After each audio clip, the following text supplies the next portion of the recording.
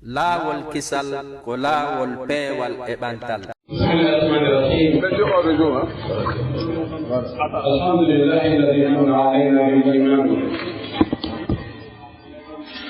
Alhamdulillahi alladhi an'ama alayna bil islam. Alhamdulillahi alladhi hadana li hadha wa ma kunna linahtadiya lawla an hadana Allah. Laqad ja'at rusul rabbina bil haqq. الحمد لله على كل حال. الحمد لله الذي بعث إلينا محمدا صلى الله عليه وسلم بشيرا ونذيرا وداعيا إلى الله وسراجا منيرا، ففتح به قلوب الغلفا وأبصر به أعينا عميا وأسمع به آذانا صما وكشف به الغمة وأنال به المحجة وأقام به على خلقه الحجة، وكان صلوات الله وسلامه عليه بأبيه وأمه خير قربة ألف الله به بين قلوب المؤمنين فكانوا إخوانا. نحمدك اللهم ونستعينك ونستهديك ونعوذ بك من شرور انفسنا ومن سيئات اعمالنا. نسالك ان تصلي وتسلم على حبيبنا ونبينا وقدوتنا وامامنا وقرة اعيننا محمد بن عبد الله. اللهم صل عليه وعلى اله واصحابه ومن سار على منواله واتبع سنتهم وسلك طريقهم الى يوم الدين. معاشر الاخوه الاحبه في الله، الائمه الساده والقاده، ايها الحفل الكريم في هذه الامسيه المباركه وامام هذه الوجوه النيره وامام هذا الحفل الكريم، يطيب لي في عمق نفسي أصالة مني ونيابة عن الإخوة الدعاة العلماء، يطيب لي أن أقدم إليكم ما يجب للمسلم أن يقدم لأخيه المسلم إذا لقيه، وهي التحية الإسلامية الخالدة. السلام عليكم ورحمة الله وبركاته. وعليكم السلام. هنيئا لنا جميعا المحاضرون والمستمعون والمؤيدون بهذا اللقاء المبارك. هذه المحاضرة النوعية التي تجمع بين أبناء هذا البلد الكريم على مائدة التوعية الإسلامية. فجزا الله القائمين والمنظمين لهذه المحاضرة خير الجزاء، وجزا العلماء الذين ألقوا في هذه المحاضرة كلمات طيبة خير الجزاء. ونسأله جل في علاه كما جمعنا في هذا المكان على طاعته أن يجمعنا في أعلى جناته، وأن نتفرغ بعد هذا الاجتماع موفورين له، وأن يجعلنا على دروب الخير نقول بالحق وبه نعدل. محاضرة أنا لا أعرف عنها شيئا، لا أعرف عن العنوان ولا أعرف هل أنا من الذين يحاضرون. الذين نظموا هذه المحاضرة أخطأوا في حقي. كان من المفروض أن ندرس سويا حتى أجد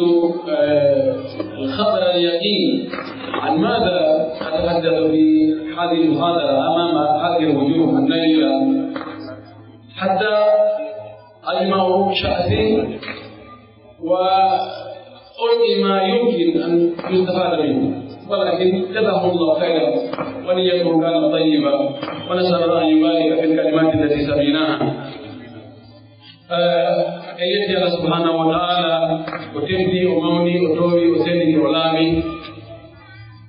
كان قتاجين ودي بآدم تبدو بمؤي أميرين مؤي أميرين نيما دي إيوي نيما أطلب مونو ديهم وعلى نيمين تبيد آدم وسيبواتي وجلد وفيه ومؤيو ومؤيو أميرين وودي جلد وسبني أنكر محمد صلى الله عليه وسلم ودلي أميرين ومحمد وكل مؤمن ينولا ببنفو وكل تكن ينولا ببنفو ومؤمن يمين وهين إلى ماي هين كنيامين هين كيارين هين أمتو هين قلتو هين تدو هين يارين هين نوين وإن تعودوا نعمة الله لا تحصوها إنما الله هين يهول مين وحان بالجبر ديكو جابن قلمو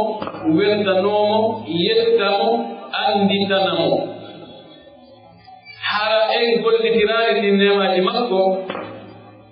yeddugol sabono jeyaga e koko bayagal jeyaga e ko hangagal yettugol nema yeddina ɗum tampinina ɗum nemiɗo ɗum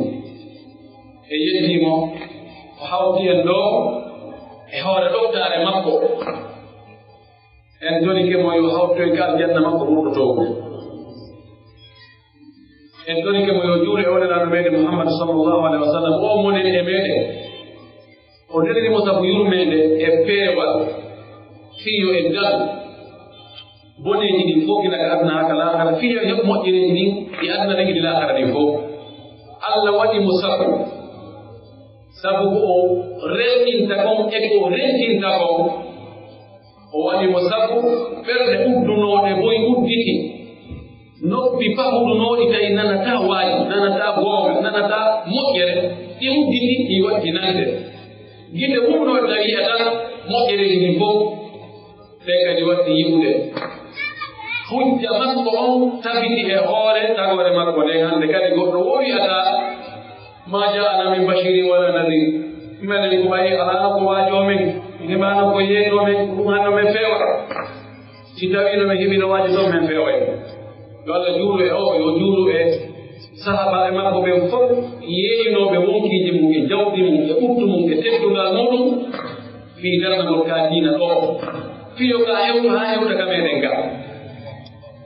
yo Allah juulu e kala jokkuɗo koɓe jokkono kon ka diina rewi ala ɗo rewno Allah noon Allah tawata koye ɓen ɗon tawaɗen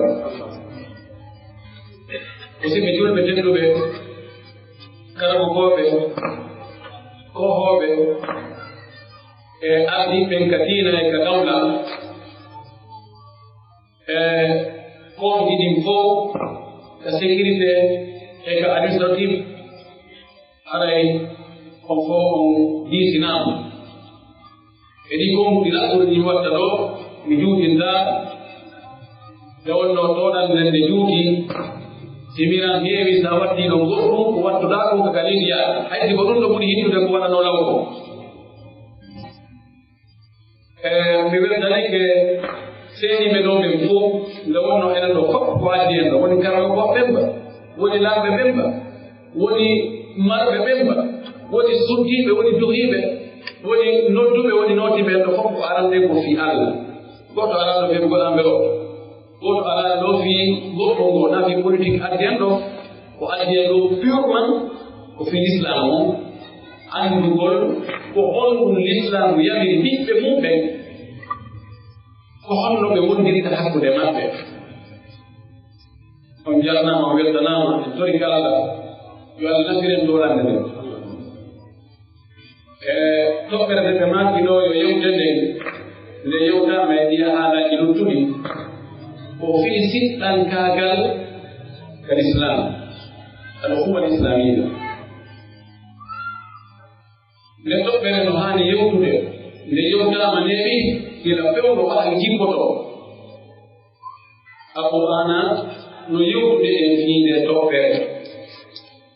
ma kujinilaahi sallllahu alayhi wa alihi wa sallam no ɗuuɗi ko remɗin en wonde enen julɓe ɓe yo en won siɓɓe won werdiɓe yo en won wallodirooɓe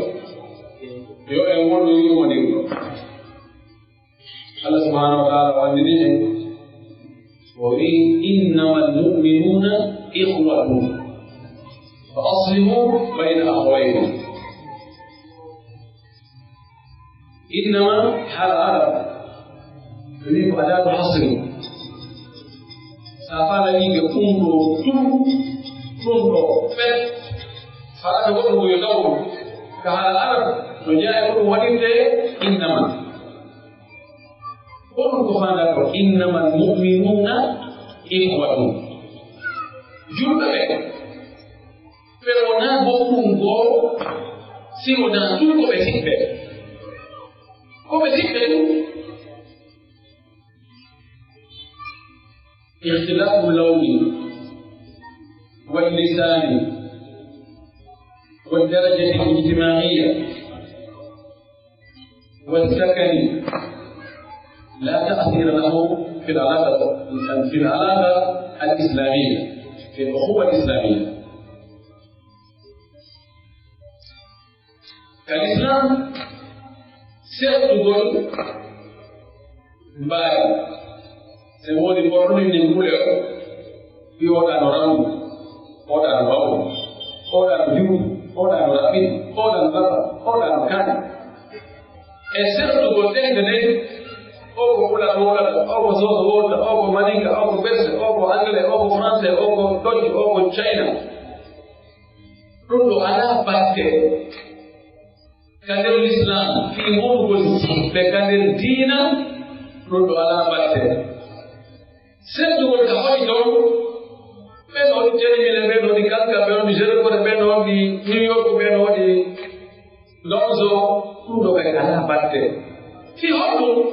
هذه أوصاف طبيعية لا يتعلق الحكم بها إذا صفاتي di Allah wadi mu'min kadum tigi wala neɗɗo subi wala wala wala mi subi homo subani hola kindi Allah wada ndawni ko kula gola ko mi wadi doklo dana ya ga ko kanko subi wonde yo won maninka wala kam ko mi subi wonde Allah wada ginejo tawada ngami kenjo tawada fransejo tawada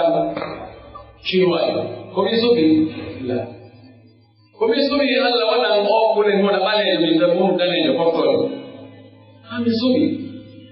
nden neɗɗo ko o waɗa ɗum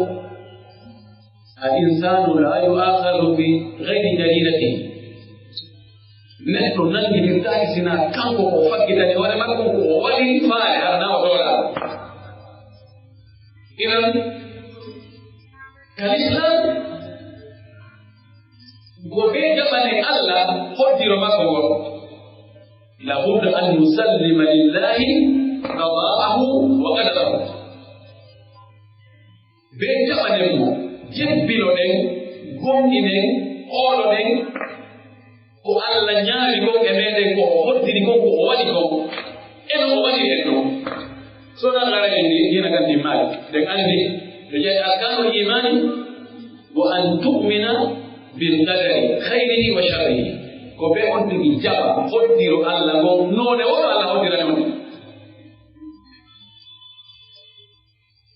si yahi hada ɓe julɓe ɓe hakkude maɓɓe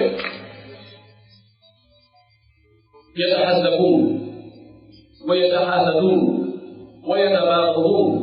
wa yatadabarun fa yuharrishu ash-shaytanu baynahum tawi ha julɓe ɓen woni hakkude maɓɓe hiɓe haasodira hiɓe ayri hiɓe huccodiri mo ɓe waɗi goruŋal ɓe ɗuŋal moɗo faalaga oya cheytane ukkindirayɓe ɓe wona haɓoɓe piiroɓe lorridiray haray ɓe jaɓanaga Allah lam yusallimu lillahi qada'ahu wa qadarahu dan julɓe ɓen no haani wonde hunde wotere ɗum ɗo l'islam woni lottude enge muɗum wa'tasimu bihablillahi jami'an wala tafarraqu الذين فوق ينبغي وينام وينتم أقبل قول هذا الحبل هو الإسلام. أقبل الإسلام هو سيدنا كاركتر يوالو جاي بمونا هو ده جوني لا كجو يبقى بواتا وان ده وبيجو جوكاي نموذج قول كذا جاوه. الإنسان اجتماعي وطبيعي لا يستقل بنفسه، هو يحتاج ويحتاج إليه، يؤثر ويتأثر، يتفاعل بالمجتمع. نقوى دور بغير مكان جوجنا أقوى رابط القوات هو بتدين ببيت دواء باستخدام أبقل أعلم وقرم الجوغة الحبل المتين القوي الذي إذا ربط بين الناس لا ينفلت أحد، والإسلام والدين والعقيدة. سبنا في كل يوم هو الحق نبيه وقبل أن هذا نبيه الجو دي ما يكون إنجلين وقوله لا والكسل ولا أوي كبيجي كفرني ونسبه حق الدين لانه نواي بيسا إن اللي كقبيلة أول بيا اللي يكون قبيلة أول لو هو اللي تعمله سيدنا كجولا كجولا بالحق لما كجولا كجولا جوري ما يكتب يقول لك إنه مني راب الحق لما ده مني جوكي بنا يومي يا وين حال والقول بولتيكي جوكي دين قول إنسان هو سيكلاي أي مصلحة دنيوية ربطت بين الناس سيكون أو سيقود هذا الرابط إلى المفرط. لا محالة مصلحة لو في أدنى وجود وهي يكون سكت كنتم بومي تجيب ببيت باي إلى أقود لم إلى أقود لما النبي باي دنيا لما النبي باي école de ngoni administration goto en nabidi si ko dum do ton jogide finde ala alida ala ko kon ko jogide en ko dum wona kadi safa ko sedire laji dire shay mujaba yon si dai ko alida ko dina woni ko humidire mi ala ina de nafi ma ana faala mi ala ina de ko en leño goto mana en leño goto mi ala ina de ko golle golle jokkude mana golle golle jokkude mi ala ina de woni di won tiyaade mana di won tiyaade mi ala ina de ko kule goto jokkide mana kule goto ko denga goto goto mana denga goto mana denga goto sa e ke to yayi chi mi ko biya no China yayi no goto no ye rezo no ye iwu e o rezo mi no julide e ko mi jinde ko e chi julde mi yayi wan dello ay be nabi nabi hodira ke shinwa be julbe be jodi abi ko alman ko sallibe ko do jul tay mi ro weti mi ko dali so de welta ko mi weti ko tayna wallahi ay wala be nabi da ko shinwa ko wa do do ko jagoriya jaba ke imam wala nana ala ko de onu tradina na ko nana ke suka ko be wa be do be nay be nana China shinwa ko tay mi ro weti mi so l'Islam ko ala ko weli wano finde ko dina ko wadda dawa odo ka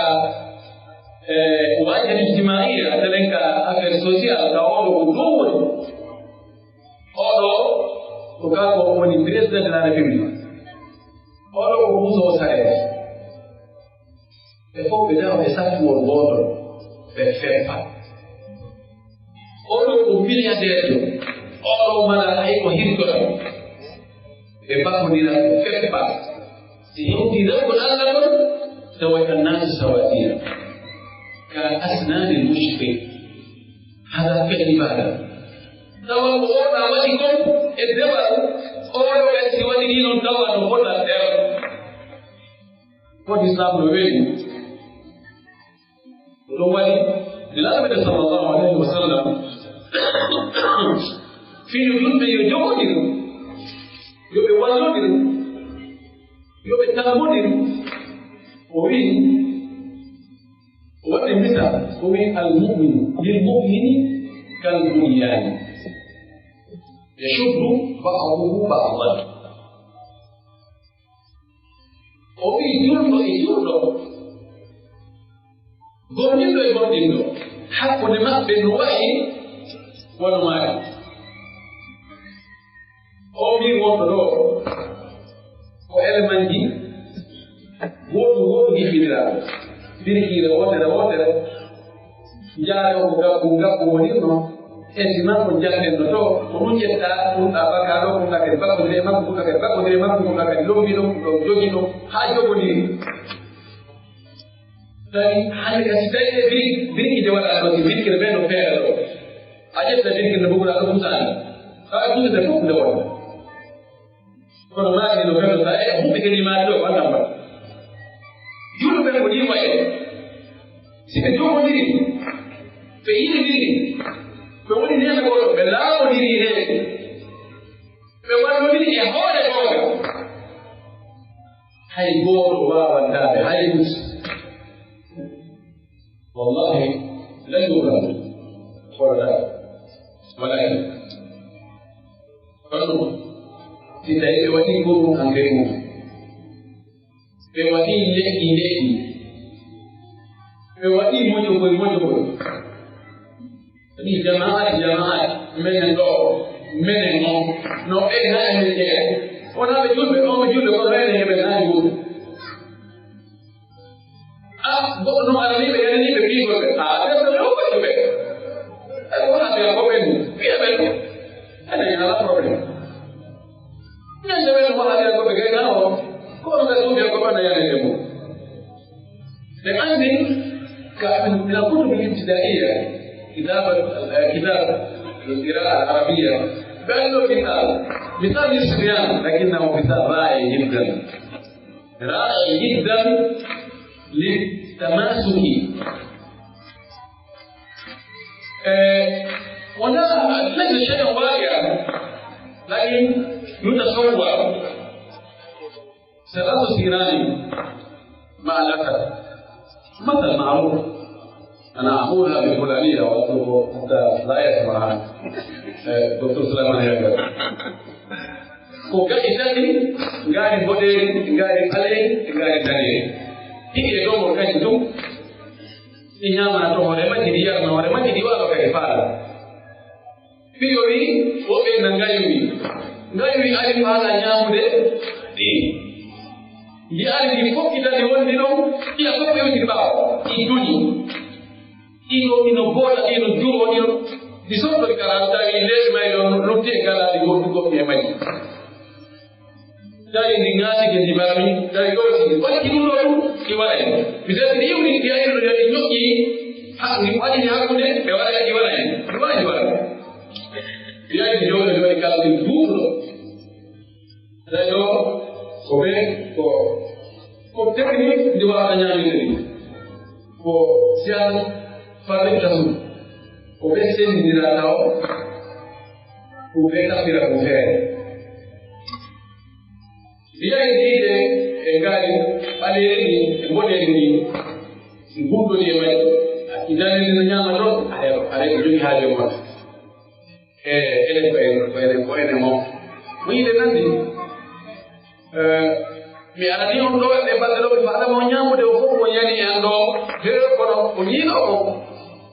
ono do be mana yo da ajo mi nyaama di dare da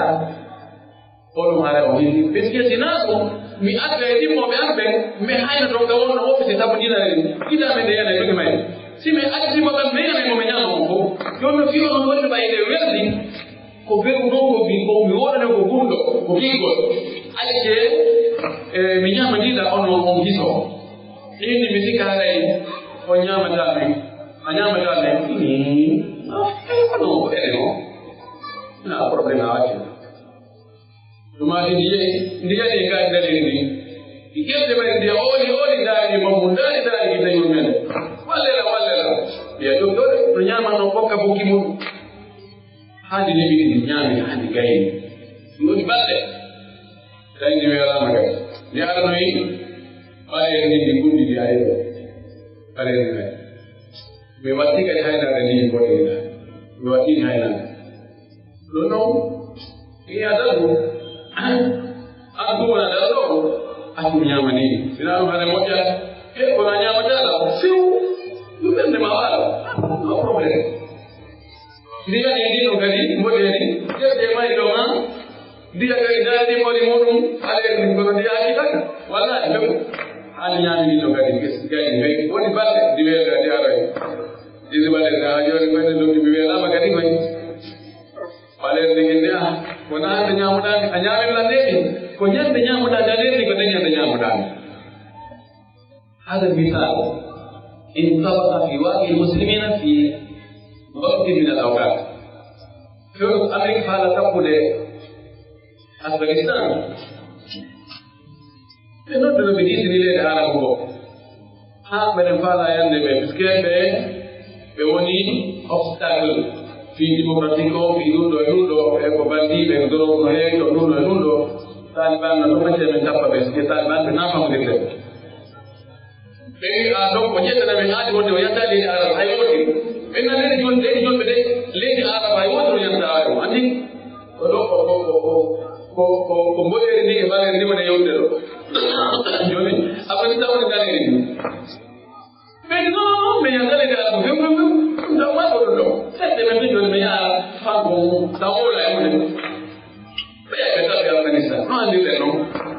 Mana Afghanistan kasih kau pernah mau bodoh ini? Kau Iraq, Iraq lagi, kau nombor ini, kau Libya, kau Irak, kau tu hande lagi ni, naik orang mului, lagi ni tu kau engkau provinsi bukan berbeda long julme. Tu si nak diri hari ini tu joli yang andi muharib. Wodi ko fi gollal gol islamu wodi ko fi gollal fi développement wodi ko fi wala stable affaire politique wallahi la do ko fi wudi do ko gol wala wala sina pesa de la biblique ko si me bawo sina ne ko ta la ko bela si ko bu yasi jafar mo meri mo jaro e ore be dictateur be afrique do Jafar Numeri dan Sudan.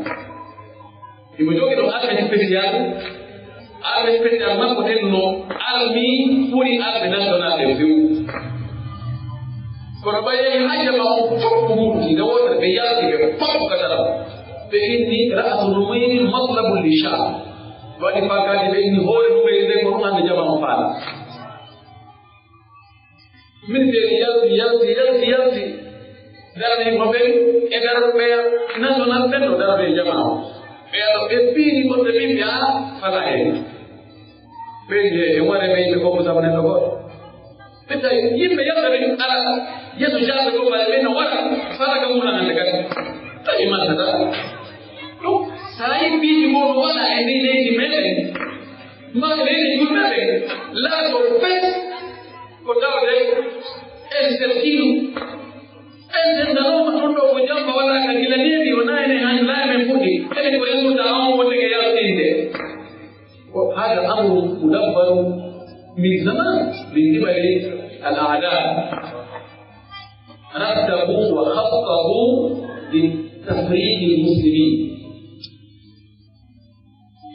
فجعلوهم احزابا وفرقا وزويلات وحملوا فيما بينهم فأشعلوا النار في الحدود في السياسات في الأمور كلها مما ساعد على غزو العداوة والحسد والحقد والتفرقة بين أبناء بلد واحد بين أبناء المسلمين. فهذا يقول حامل ولد من فينا بأن الأمر أوكل الدولة. الله سبحانه وتعالى جعل مضمن القوة في الاتحاد. يد الله على الجماعة. الله وإن منذ حفظ الدولة bundo ko wadi mo e jogo ni ko ko de wadi o wadi lo bongo so de bongo a bongo fundo de bongo wadi lo bongo na be ko na هذه سنة الله في الكون سنة الله في الأرض كل أمة اتحدت واجتمعت على الحق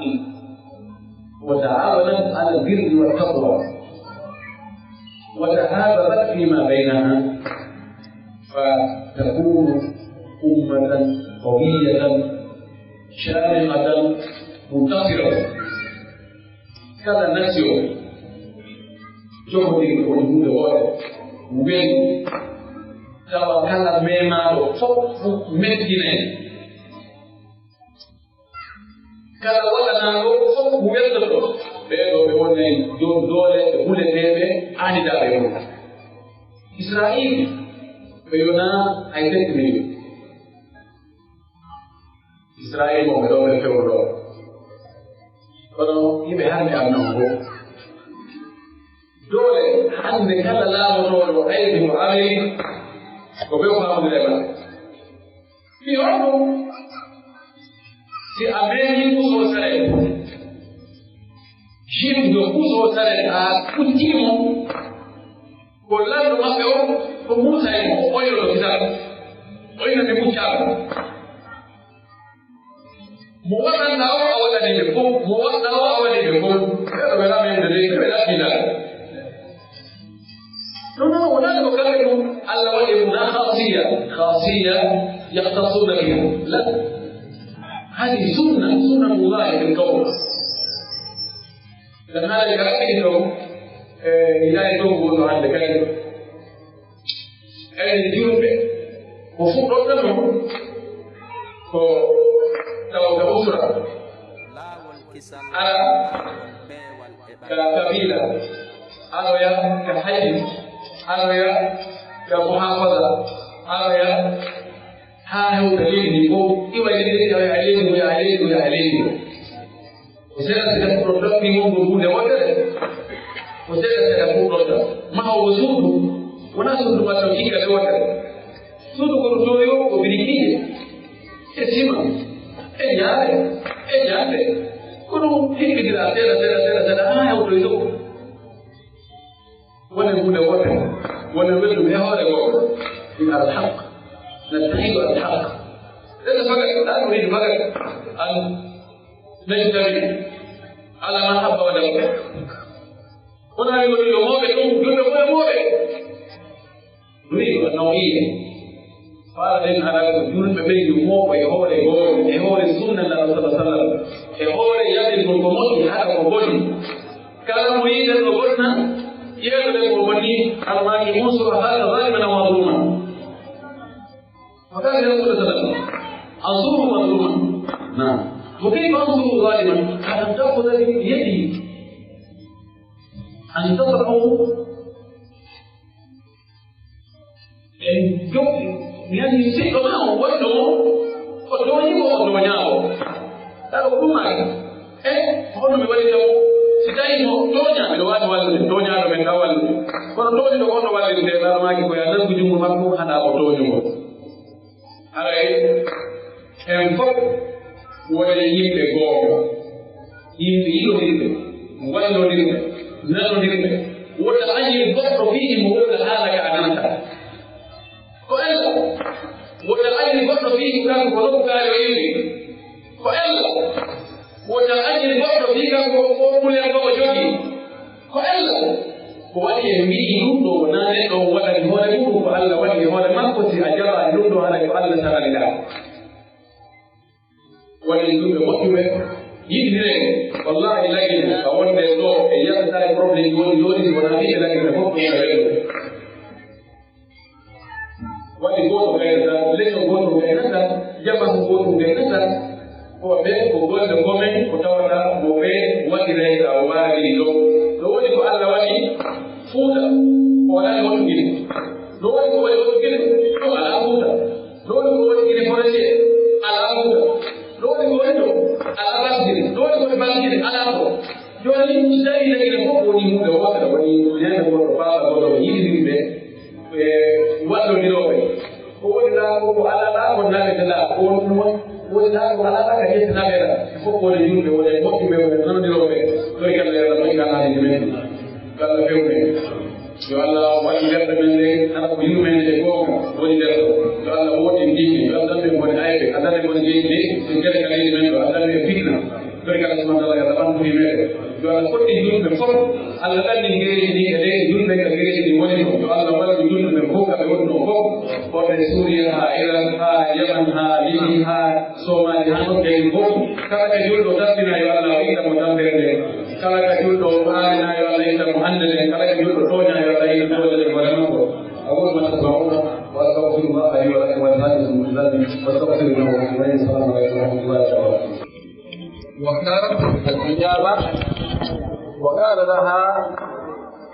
أبواها لا تتحجبي الآن انتظري حتى تتزوجي إذا تزوجت ممكن أن تتحجبي ولكن البنت تريد أن تتحجب من الآن لأنها بلغت سن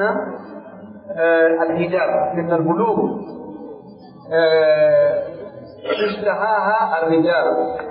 هل هي تطيع والديها وتؤخر الحجاب إلى وقت الزواج أو تتحجب وإن كان ذلك لا يرضي أبويها؟ فلن ننقل وفي وقت الحجاب يوهي وقال مواد الحجاب نقال قال بوم لي ثم قبروا ما نقول مني أجلون جاو عن يوم كذا لكن ما كنت ما جواد الحجاب تو أنا كم يوم دي ما كنا من ميدا كنا جواد الحجاب so wani don niqab o yeddi ma o makko be hara umara bakar yo woni do ko honno walla yo wadu niqab tayo adi don taw yo wadu niqab o ko alla yamiri sonnaji on yo wadu niqab si tawi alla yamiri hiyaɗo mum e korɗo muɗum yo waɗu goɗɗum hiyaɗo bo wiita o waɗu ko on hana ɗofdede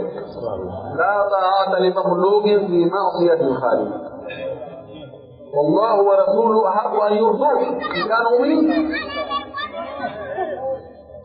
نحن نفتتاك ونو وني كو بابا وني كو نene وني كو كاو وني كو بابا وني كو ياي وني كو كرمو ونو نفتتاك في تاني أن نفتتاك المقول ينتقل الله نفتتاك وأن تجي أولي لو إسمك وعلى وني مغضو ونعمو ونسلمو ها وهيوتي هل تيل ودو النقاب إذا هذا يقول يوتر كل موت فيه كل يدي هؤلاء نادي والله فبما كتبت أيدينا وأن الفرد يدري يجود ماذا وأن يجد الله عيانا بيانا درس شريع الله والله يبني نقاب ونا وعابي أتنو ونا أستاذ أتنو ونا سيرنوج أتنو ونا القرآن نادي مجانب تنبين أكيد يريد كامل متين ينتهي كلامه الله يملكه الذي يرد وله أمي واتاه منه واتاه كجل يده من ما بره أنجاره إذا فتمان وانه إذا يايمان ولده إذا بين ولده كيف نقارن بين ولده ولده كيف مولده لا يرد كمونا كني يوادني من دون أردوال وادني ما أردوال جيبوال بما مرانا صورنا مرانا Siapa bapak marah, dengar ngomong aku hai terus berkali dengan itu.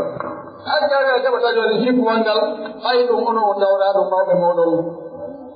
Apa tu? Kita ni mana dimlek? Ane Jawa ni kita elegan. Jawa jadi keluarga orang orang Jawa. Ayo dah saya mana macam orang mana macam ada dimlek macam ada itu. Mula kali waktu sama kala. Kau ni yang Allah boleh.